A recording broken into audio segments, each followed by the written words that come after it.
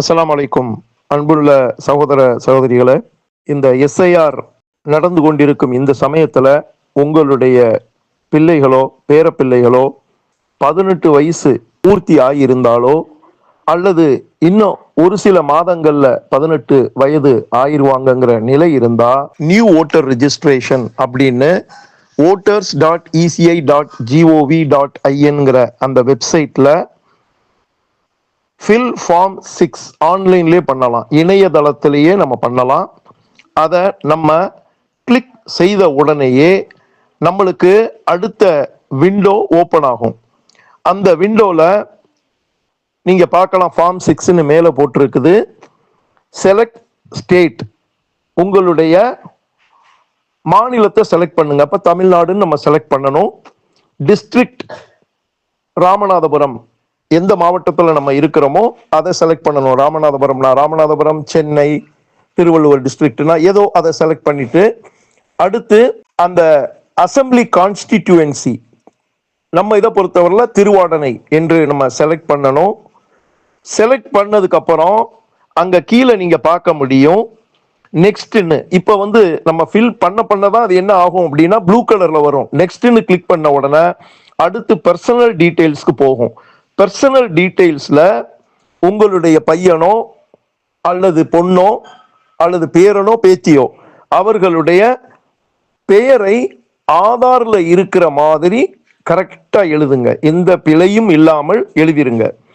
எழுதுனதுக்கு பிறகு அங்க உங்களுடைய பெயர் ஆங்கிலத்தில் எழுதின உடனே தமிழ்ல அதுவா தானாக மொழிபெயர்க்கும். தமிழ் மொழிபெயர்ப்பு தவறாக இருக்கும், அதை பத்தி நீங்க பயப்பட வேண்டியதில்லை. ஆங்கிலத்துல கரெக்டா எழுதுங்க. ஒருவேளை தமிழ்ல போய் நீங்க கரெக்ட் பண்ணீங்கன்னா கூட ஆங்கிலத்தை தவறா எழுதும். ஏன்னா ரொம்ப முக்கியம் ஆங்கிலம். ஏன்னா அதுதான் எந்த ஸ்டேட்டுக்கு போனாலும் நாளைக்கு ஒரு ஸ்டேட் மாதிரியே நம்ம பிள்ளைய வெளி ஸ்டேட்ல வேலை பார்த்தா கூட ஆங்கிலத்தை தான் பார்ப்பாங்க, தமிழை பார்க்க மாட்டாங்க. அதனால நீங்க என்ன பண்ணுங்கன்னா ஆங்கிலத்துல நீங்க டைப் பண்ணுங்க. தமிழ் அதுவாவே ஆட்டோ டிரான்ஸ்லேட் பண்ணும், தானாகவே மொழியாக்கம் செய்யும். பிறகு அங்க கீழே பாத்தீங்கன்னா அப்லோட் போட்டோகிராஃப்னு இருக்கு. நம்மளுடைய புகைப்படம், பாஸ்போர்ட் சைஸ் புகைப்படம், அது அவங்க சைஸும் சொல்றாங்க 4.5 சென்டிமீட்டர் இன்டு 3.5 சென்டிமீட்டர். இதுல முக்கியம் என்னன்னா ஒயிட் பேக்ரவுண்ட்ல இருக்கணும். எப்படி பாஸ்போர்ட்டுக்கு நம்ம போட்டோ கொடுக்கணுமோ ஒயிட் பேக்ரவுண்ட், அதாவது பின்னாடி உள்ள அந்த சூழ்நிலை எப்படி இருக்கும்னா ஒயிட்டா இருக்கணும், ப்ளூ கலர்ல எல்லாம் இருந்துடக்கூடாது. அந்த போட்டோவை நம்ம அப்லோட் பண்ணணும். பண்ணிட்டு அடுத்து C name and surname of any one of the ரிலேட்டிவ்ஸ்னு போகும். அதாவது உங்களுடைய உறவினர்கள் பெயரை எழுதுமாறு கேட்கும். அங்க பாத்தீங்கன்னா ரிலேட்டிவ்ஸ் யாரு? ஃபாதர் வாப்பா, தந்தை மதர் தாய், ஹஸ்பண்ட் ஒய்ஃப் என்று காமிக்கும். அதுல பெரும்பாலும் நீங்க ஃபாதரை கிளிக் பண்ணுங்க. ஃபாதரை கிளிக் பண்ணிட்டு ஃபாதருடைய டீட்டெயிலை எழுதுங்க. தந்தையுடைய பெயரை தவறில்லாமல் பிழை இல்லாமல் எழுதி முடிச்சிட்டீங்கன்னா ஆட்டோமேட்டிக்கா அது டிரான்ஸ்லேட் பண்ணும். அதுக்கப்புறம் நெக்ஸ்ட் கிளிக் பண்ணுங்க. கான்டாக்ட் டீடைல்ஸ்க்கு போகும். மொபைல் நம்பர் செல்ஃபா, அதாவது 18 வயசு பையன், அவனுக்கு மொபைல் நம்பர் இருக்கிறதுக்கு வாய்ப்பு இல்லை. நம்ம என்ன பண்ணிருப்போம், தாய் தகப்பனுடையது அப்படின்னா ரிலேட்டிவ் மென்ஷன்ட் அபோவ், அதாவது தகப்பனாருடைய மொபைல் அல்லது தாயாருடைய மொபைல் அப்படின்னு போட்டு அங்க மொபைல் நம்பரை நீங்க என்ட்ரு பண்ணணும். அதுக்கடுத்து இமெயில் ஐடி கேட்கறாங்க. இமெயில் ஐடி இருந்தா கொடுங்க, இல்லை என்றால் அது அவசியம் இல்லை. அடுத்து நெக்ஸ்ட்னு கொடுத்தீங்கன்னா ஆதார் டீடைல்ஸ்க்கு போகும்.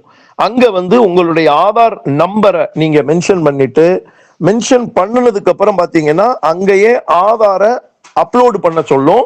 நீங்க ஆதாரை பிடிஎஃப் எடுத்து வச்சுக்கிறீங்க, சைஸ் கரெக்டா இருக்கான்னு பாத்துக்கிறீங்க. அதை நீங்க அப்லோட் பண்ணின உடனேயே திரும்ப நெக்ஸ்ட்ங்கிறது ப்ளூ கலர்ல மாறும்.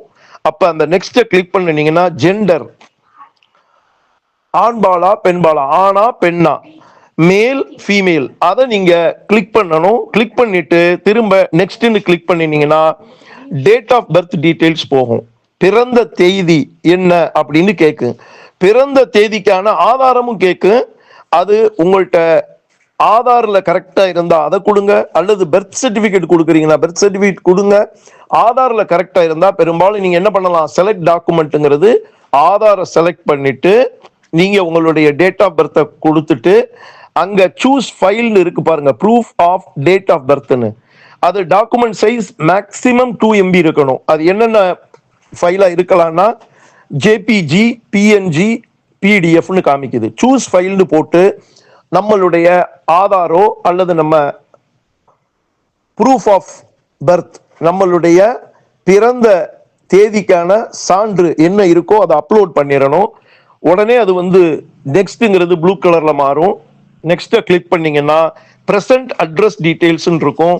அது வந்து நீங்க உங்களுடைய ஆதார்ல உள்ள அந்த அட்ரஸை கரெக்டா நீங்க டைப் பண்ணிட்டு வீட்டுடைய நம்பர், அடுத்து வந்து ஸ்ட்ரீட் தெரு பெயர், அடுத்து வில்லேஜ் டவுன் நீங்க எங்க வசிக்கிறீங்க அப்படிங்கிறதையும் கொடுத்துட்டு போஸ்ட் ஆஃபீஸ் அதையும் நீங்க கொடுக்கணும். இதெல்லாம் வந்து கட்டாயமா கொடுக்க வேண்டியது. மேல ஸ்டார் போட்டிருக்கிறாங்க பாருங்க. அடுத்து பின்கோடு, உங்களுடைய ஊருடைய பின்கோடு கொடுத்துருங்க. அடுத்து தஹ்சில், தாலுகா, மண்டல், அதாவது எந்த டிஸ்ட்ரிக்ட், ராமநாதபுரமா, சென்னையா அல்லது வந்து சேலம் டிஸ்ட்ரிக்டா என்னங்கிறத நீங்க ஃபில் பண்ணிட்டீங்கன்னா கீழே வந்து ஸ்டேட்னு காமிக்குது, அதையும் பண்ணிட்டு நீங்க அடுத்து ப்ரூஃப் ஆஃப் ரெசிடென்ஸ் அப்படின்னு கேட்கும். அட்ரஸுக்கு ப்ரூஃப் ஆஃப் ரெசிடென்ஸ் கேட்கிறப்ப அங்கேயுமே நீங்க என்ன பண்ணலாம், உங்க ஆதார்ல கரெக்டா ரெசிடென்ஸ் இருக்கு அப்படின்னா ஆதாரையே சூஸ் பண்ணி செலக்ட் பண்ணி தேர்ந்தெடுத்து உங்களுடைய ஆதாரை அட்ரஸ் ப்ரூஃபா நீங்க சப்மிட் பண்ணதுக்கு அப்புறம் நெக்ஸ்ட்னு ப்ளூ கலர்ல விண்டோ காமிக்கி அந்த நெக்ஸ்ட்டை கிளிக் பண்ணிட்டீங்க அப்படின்னா நெக்ஸ்ட் வந்து கேட்டகரி ஆஃப் டிசபிலிட்டின்னு காமிக்கும். அதாவது ஊனமுற்றோர் அப்படிங்கிறதுக்கு சான்று இருந்தா தாங்கன்னு கேட்க, அதை வந்து நீங்க ஒன்றும் செய்ய வேண்டியதில்லை. நெக்ஸ்ட்னு நீங்க கொடுத்துட்டீங்கன்னா இங்க ரொம்ப முக்கியமானது ஜே அப்படிங்கிறது, the details of my family member already included in the electoral roll at current address with whom I currently reside are as under. இது என்ன அர்த்தம் அப்படின்னா, என்னுடைய குடும்ப உறுப்பினர் ஏற்கனவே, குடும்ப உறுப்பினர்னு இங்க சொல்றது ஒன்னு தாயா இருக்கணும் அல்லது தந்தையா இருக்கணும் அல்லது தாத்தாவா இருக்கணும் அல்லது பாட்டியா இருக்கணும். இவங்க ஏற்கனவே 2002 எலக்டரல் ரோல்ல எஸ்ஐஆர்ல இருந்திருக்கிறாங்கன்னு சொல்லி அவங்க பெயரையும் அவங்களுடைய ரிலேஷன்ஷிப் உறவு என்ன, அதாவது இந்த ஃபார்மை ஃபில்அப் பண்றவருக்கு மேல எழுதுறமே name of the family member, அவருக்கு என்ன உறவுன்னு அதை மென்ஷன் பண்ணிட்டு அவருடைய எபிக் நம்பர், அவருடைய ஓட்டர் ஐடியை நீங்க கொடுத்துட்டீங்க அப்படின்னா இது கொடுத்த உடனே என்ன காமிக்கும் அப்படின்னா அந்த எந்த டிஸ்ட்ரிக்ட், எந்த பாகம், பார்ட் நம்பர் என்ன, எந்த சீரியல் நம்பர்ல உங்களுடைய உறவினருடைய பெயர் 2002 எஸ்ஐஆர்ல இருந்ததுங்கிற அந்த டீட்டெயில்ஸும் கேட்கும். பாருங்க, புதுசா ஓட்டு சப்மிட் பண்றவங்களுக்கு இந்த டீட்டெயில்ஸ் கேட்கும், அதையும் நம்ம சப்மிட் பண்ணிடலாம் இங்க. அப்ப எஸ்ஐஆருமே புதிதாக அப்ளை பண்றவங்களுக்கு அப்ளிகபிள் ஆயிரும், அப்ளை ஆயிரும். இதன் மூலமாக அவர்களுக்கு ஓட்டர் ஐடி இதன் மூலமாக கிடைப்பதனால் 2026 அவங்க பெயர் இடம்பெறுவது மட்டுமல்ல, எஸ்ஐஆர்லயும் அவங்க இன்க்ளூட் ஆயிருவாங்க. இது அவர்களுக்கு மட்டும், உங்களுடைய பிள்ளைகளோ பேர பிள்ளைகளுக்கோ மட்டும் நன்மை இல்லை, அவர்களுடைய வருங்கால சந்ததியினருக்கும் நீங்க செய்யக்கூடிய மாபெரும் உபகாரம், மாபெரும் உதவி இது.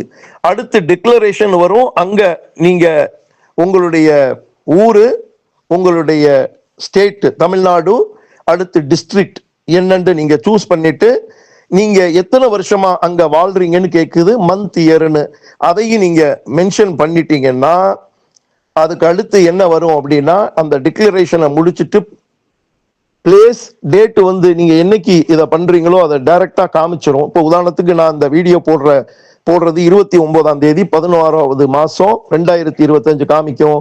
நெக்ஸ்ட்னு கொடுத்துட்டீங்கன்னா இங்க என்ன வரும்னா கேப்சா காமிக்கும். இப்போ இங்க பாத்தீங்கன்னா கேப்சா 7BE7HTன்னு காமிக்குது. அதை என்ட்ரு பண்ணிட்டு ப்ரிவியூ அண்ட் சப்மிட்னு கொடுத்துட்டீங்கன்னா நேர போகும். போய் என்ன அடுத்த ஸ்டேஜுக்கு எங்க போகும்னா உங்களுடைய ஆதார் என்ன டைப் பண்ண சொல்லும். ஆதார் என்ன டைப் பண்ணதுக்கு அப்புறம் சென்ட் ஓடிபின்னு கொடுக்கணும். அப்ப எந்த மொபைல் ஆதாருடன் லிங்க் பண்ணப்பட்டிருக்கோ, இணைக்கப்பட்டிருக்கோ, அங்க ஒரு ஓடிபி வரும்.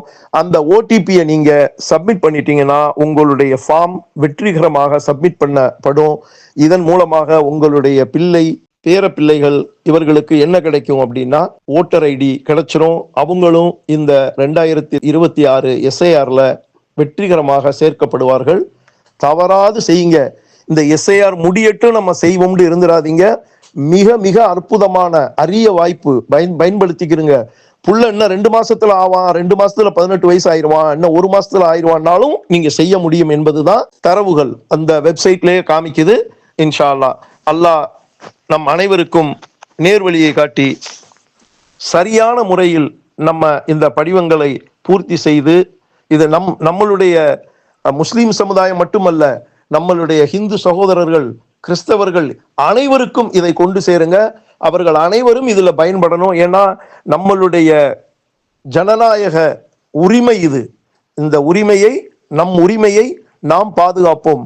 நம் உரிமையை நாம் தக்க வைத்துக் கொள்வோம். அஸ்ஸலாமு அலைக்கும் வரஹ்மத்துல்லாஹி வபரகாத்துஹு.